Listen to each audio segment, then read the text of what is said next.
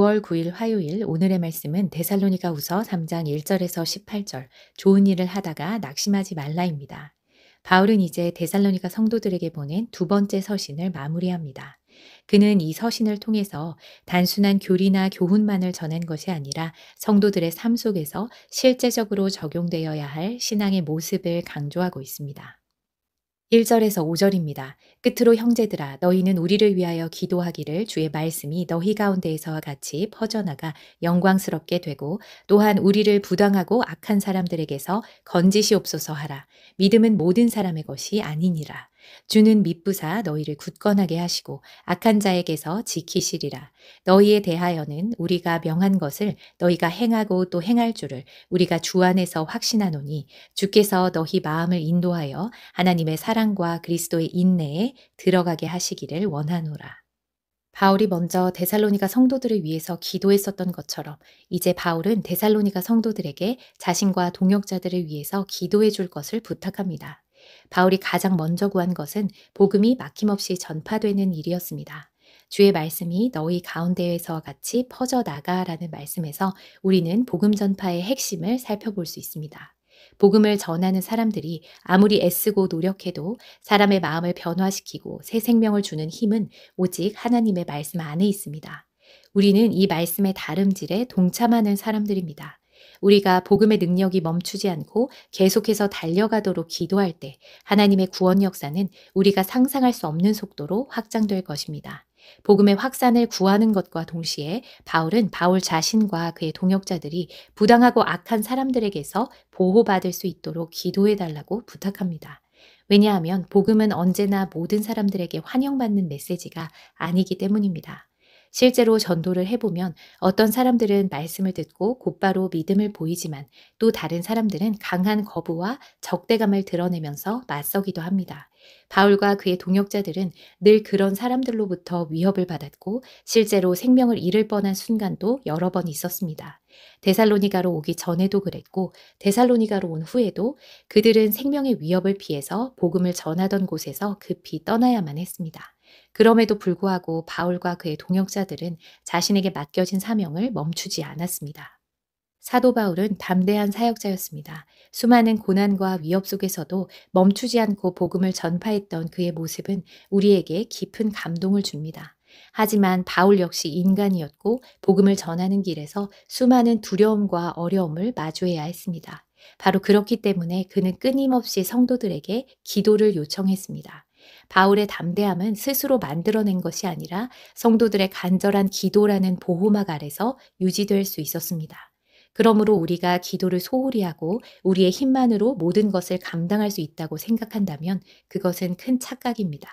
바울과 같은 위대한 사도조차도 기도의 필요성을 절감했습니다. 하물며 연약한 우리는 어떻겠습니까? 진정한 힘은 우리의 노력에서 나오는 것이 아니라 하나님과의 연결을 통해서 공급받는 것입니다. 기도는 그 연결을 잇는 가장 강력한 통로입니다. 바울이 그러했듯이 우리도 기도를 통해서 하나님께 의지하고 서로를 위해 기도하면서 주님이 주신 사명을 온전히 감당해야 합니다. 그렇다면 우리의 기도를 들으시는 하나님은 어떤 분이십니까? 사도 바울은 하나님께서는 미쁘시다라고 말합니다.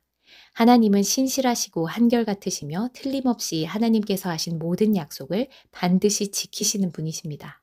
바울은 신실하신 하나님께서 데살로니가 성도들의 믿음을 굳건하게 해주시고 악한 자들에게서 지켜주실 것이기 때문에 그들이 자신들이 가르친 것을 행하고 또 계속해서 행할 줄을 믿고 확신할 수 있었습니다. 마지막으로 바울은 성도들의 마음이 하나님의 사랑과 그리스도의 인내로 이끌리기를 기도합니다. 데살로니가 성도들이 하나님의 변치 않는 언약적 사랑과 십자가의 고난을 끝까지 감당하신 그리스도의 인내를 붙들도록 기도한 것입니다. 6절에서 15절입니다. 형제들아 우리 주 예수 그리스도의 이름으로 너희를 명하노니 게으르게 행하고 우리에게서 받은 전통대로 행하지 아니하는 모든 형제에게서 떠나라. 어떻게 우리를 본받아야 할지를 너희가 스스로 아나니 우리가 너희 가운데서 무질서하게 행하지 아니하며 누구에게서든지 음식을 값없이 먹지 않고 오직 수고하고 애써 주야로 일함은 너희 아무에게도 폐를 끼치지 아니하려 함이니 우리에게 권리가 없는 것이 아니요 오직 스스로 너희에게 본을 보여 우리를 본받게 하려 함이니라. 우리가 너희와 함께 있을 때에도 너희에게 명하기를 누구든지 일하기 싫어하거든 먹지도 말게 하라 하였더니 우리가 들은즉 너희 가운데 게으르게 행하여 도무지 일하지 아니하고 일을 만들기만 하는 자들이 있다 하니 이런 자들에게 우리가 명하고 주 예수 그리스도 안에서 권하기를 조용히 일하여 자기 양식을 먹으라 하노라. 형제들아 너희는 선을 행하다가 낙심하지 말라. 누가 이 편지에 한 우리 말을 순종하지 아니하거든 그 사람을 지목하여 사귀지 말고 그로 하여금 부끄럽게 하라. 그러나 원수와 같이 생각하지 말고 형제와 같이 권면하라. 바울은 이제 게으르고 무질서하게 사는 사람들에 대해서 직접적으로 언급합니다. 데살로니가 교회 안에는 게으른 것을 넘어서 일을 하지 않고 타인의 도움에 의존하면서 공동체의 질서를 어지럽히는 사람들이 있었습니다. 그들이 왜 일을 하지 않았는지 그 이유를 정확히 알 수는 없지만 아마도 육체 노동을 천하다고 여겼던 당시 풍조의 영향을 받았을 수도 있고 종말에 대한 잘못된 믿음을 가지고 예수님의 임박한 재림을 기다리면서 현실을 무시하고 일하기를 멈추었을 수도 있습니다.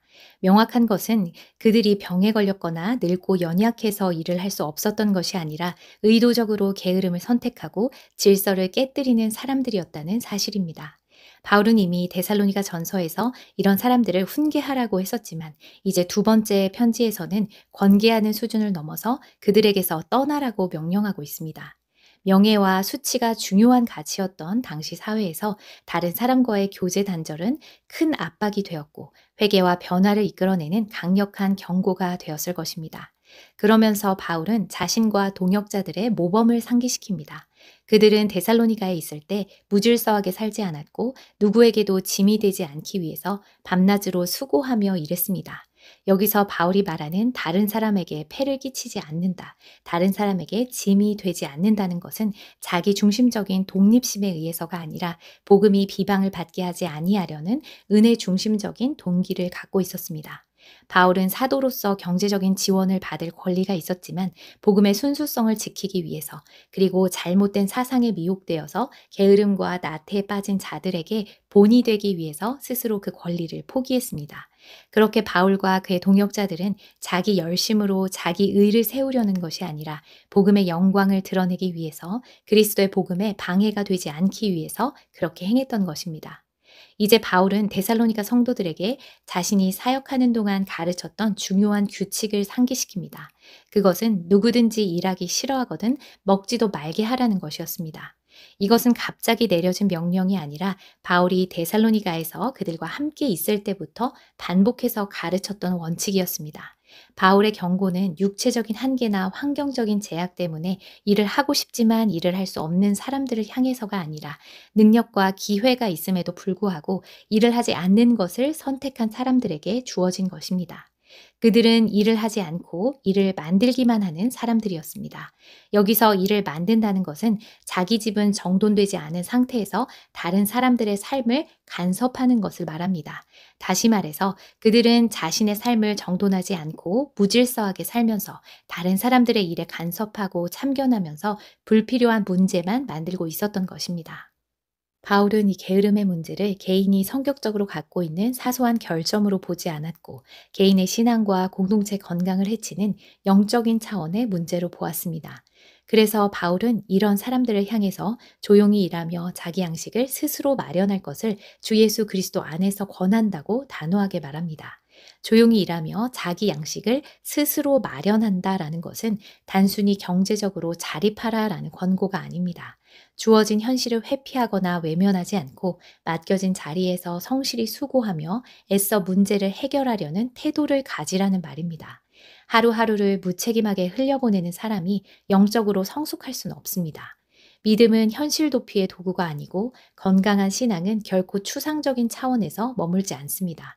참된 믿음은 우리의 삶을 더욱 질서 있게 만들고 우리를 책임 있는 사람으로 빚어간다는 사실을 기억해야 합니다. 바울은 게으른 자들을 단호히 대하라고 권면하면서도 데살로니가 성도들이 빠질 수 있는 또 다른 함정을 경고합니다. 바로 선을 행하다가 낙심하지 말라는 것입니다. 선을 행하다가 낙심하지 말라는 말은 교회의 섬김과 나눔이 당연시되거나 때로는 악용될 수 있다는 사실을 전제로 합니다. 그러나 바울은 이런 상황 속에서도 공동체 전체가 냉소적으로 변하거나 선한 일 하는 것을 멈추지 않기를 당부합니다. 결과를 계산하기보다는 선을 명하신 하나님을 신뢰하면서 계속 행하는 것이 성도의 길입니다. 동시에 바울은 게으름을 방관하지 말라고도 말합니다. 무질서한 생활을 그대로 두면 공동체 전체가 무너질 수 있기 때문입니다. 그런 자들과 사귀지 말라는 말은 차갑게 단절하라 라는 뜻이 아니라 그들의 게으른 삶을 인정하거나 동조하는 교제를 멈추라는 권면입니다. 그렇게 함으로써 그들 스스로가 부끄러움을 느끼고 자신의 행동을 돌아보게 하라는 것입니다. 하지만 바울은 그들과 단호하게 선을 그으면서도 그들을 미워하지 말고 여전히 형제로 대하며 사랑으로 권면하라고 말합니다.